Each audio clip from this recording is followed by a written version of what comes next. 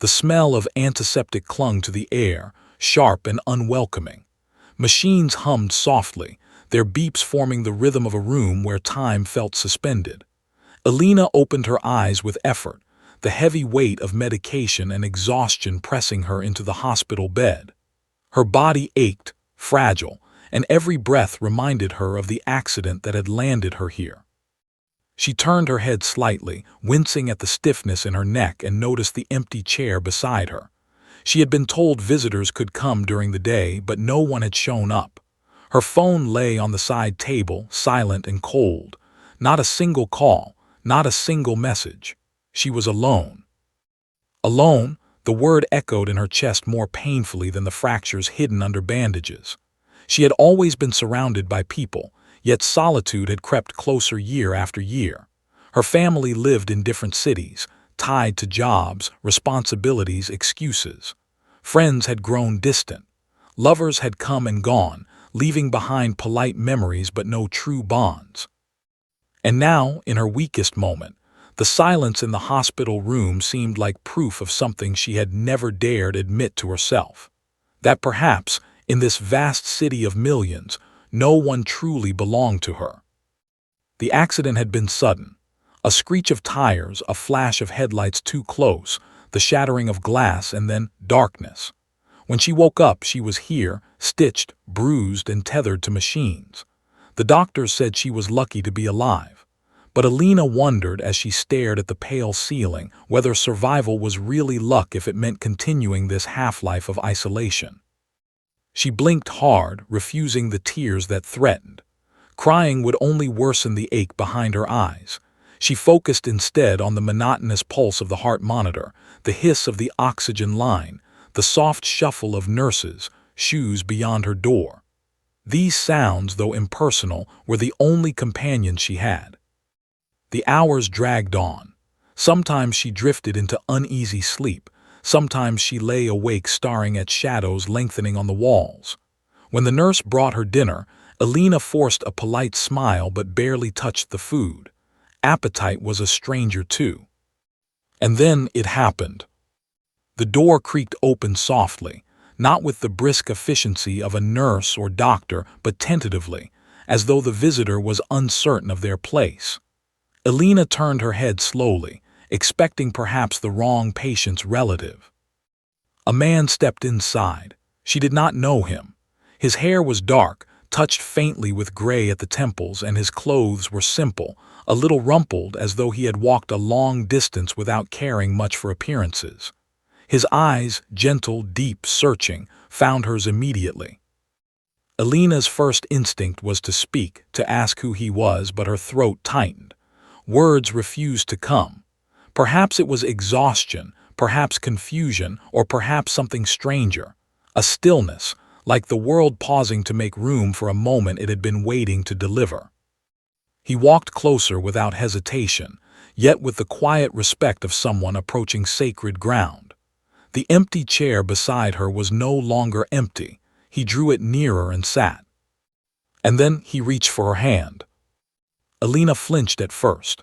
The warmth of his skin against hers was startling, too intimate, too unexpected.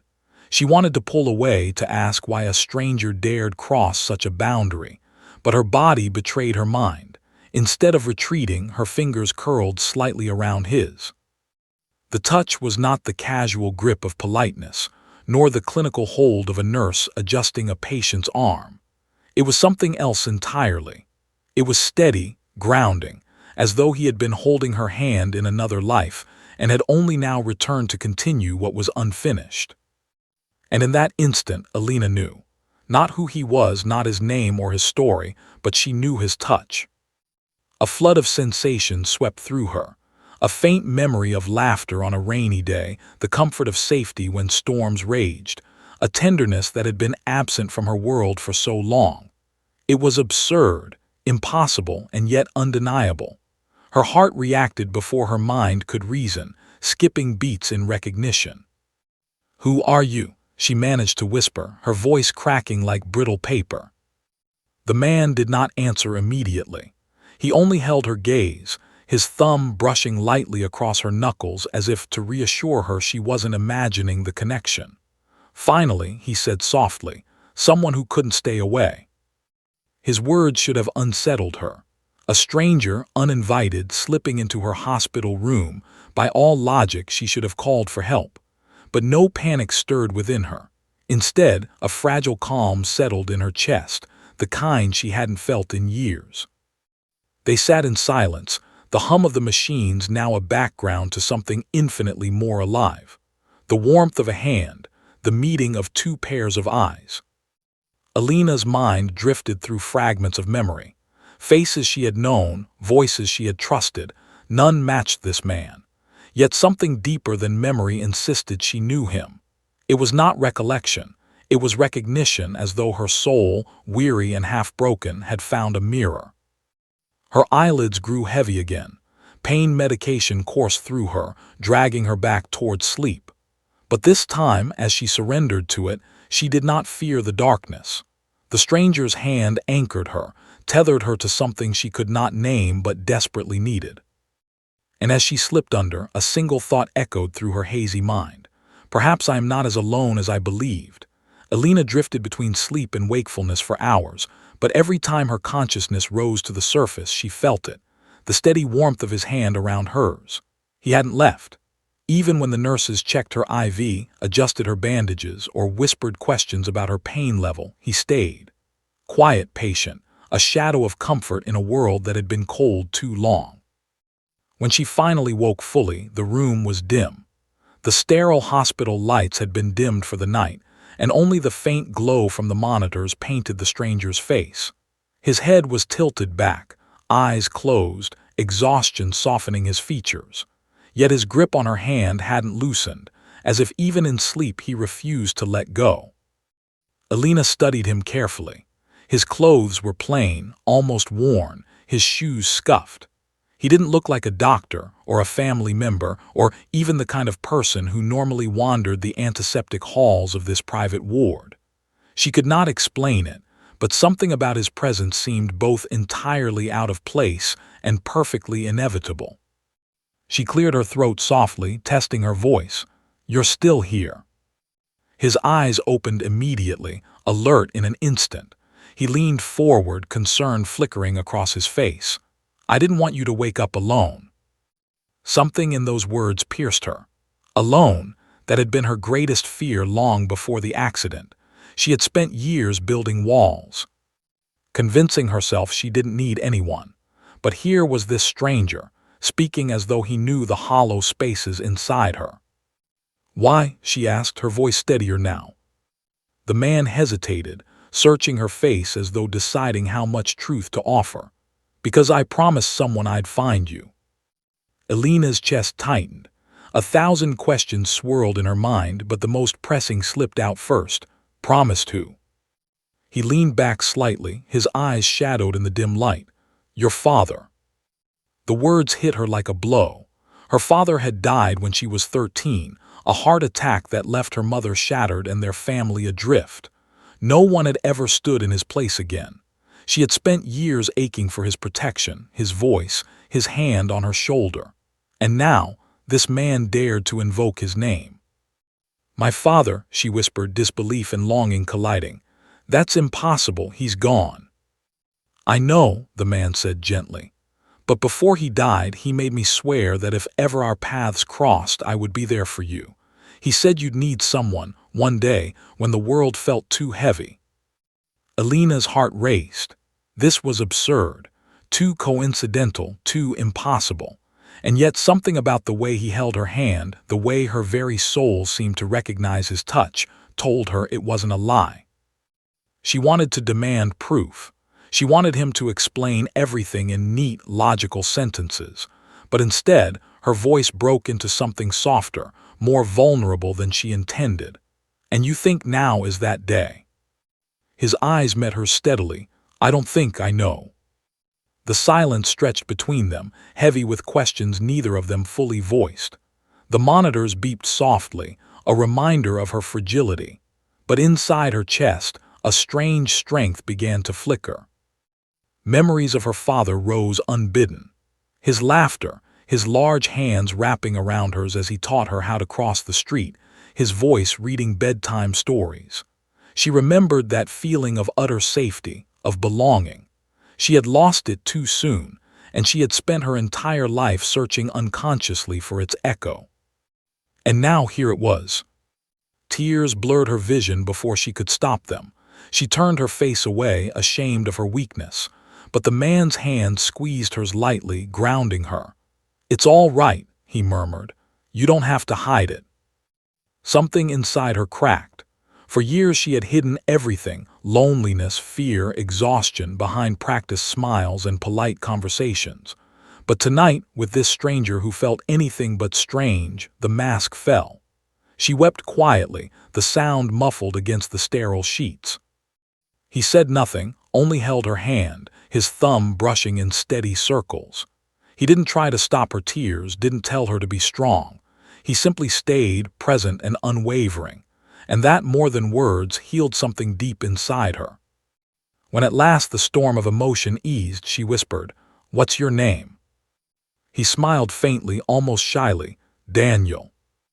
"Daniel," she repeated, letting the syllables settle on her tongue. It felt familiar somehow, though she couldn't place where she might have heard it before.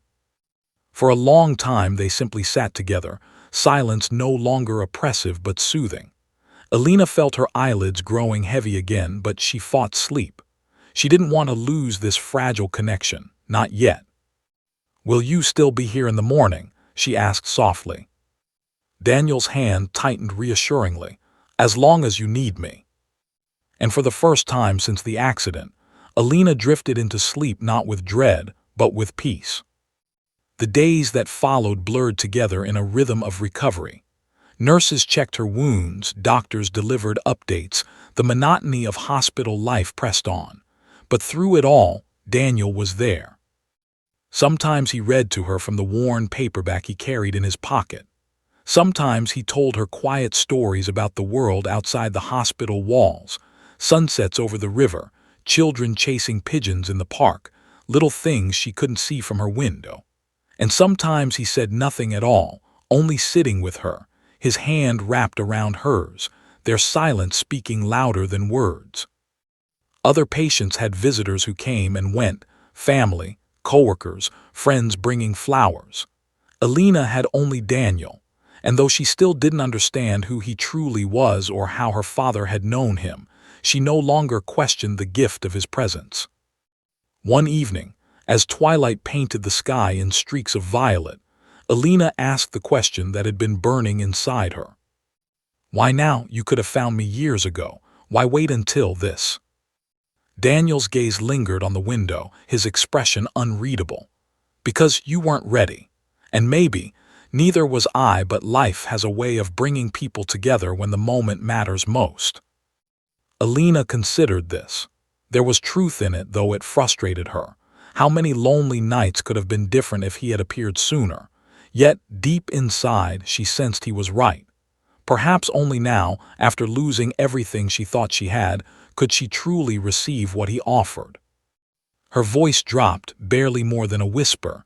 "And what is it you're offering?" He turned to her then, his eyes steady, his voice quiet but unshakable. "A hand that won't let go." The words sank deep into her.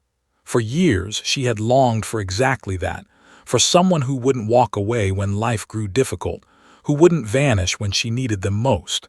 And now, here was Daniel, a stranger who somehow felt like destiny. In that hospital bed, surrounded by machines and silence, Alina felt something she hadn't felt in years: hope. Weeks later, when her body had begun to mend and the doctors finally spoke of discharge, Alina found herself terrified. The hospital had become a cocoon of safety, not because of the sterile walls, but because Daniel had been there. What if, once she left, he disappeared as suddenly as he had arrived? The night before she was to leave, she asked him the question directly. "Will you stay? When I walk out of here, will you still be beside me?" Daniel didn't answer right away. He leaned forward, resting his forehead lightly against hers, his hand still clasping hers tightly. "Alina," he whispered, "I made a promise long ago, and I intend to keep it for as long as you'll let me." Her breath caught. For so long she had felt unwanted, abandoned, invisible. Now someone wanted to stay, someone chose her. And in that moment, Alina realized the truth. Sometimes strangers aren't strangers at all. Sometimes they are the pieces of ourselves we've been missing, sent back to us when we're finally ready to recognize them. As she closed her eyes, letting his presence fill the hollow places inside her, she knew this was not the end of her story. It was only the beginning.